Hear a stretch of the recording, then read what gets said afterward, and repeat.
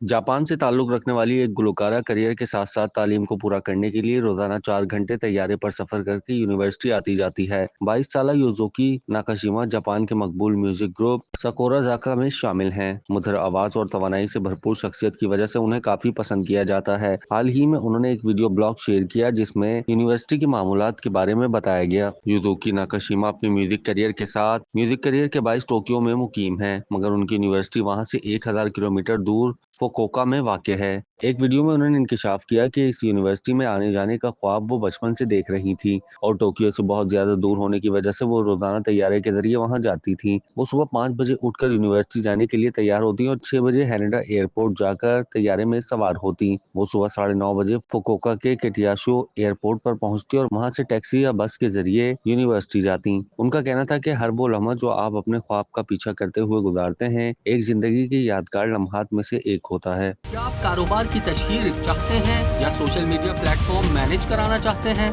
तो देर कैसी, अभी राब्ता करें ओनली न्यूज की टीम से। हमारा कॉन्टैक्ट नंबर आपकी स्क्रीन पर है।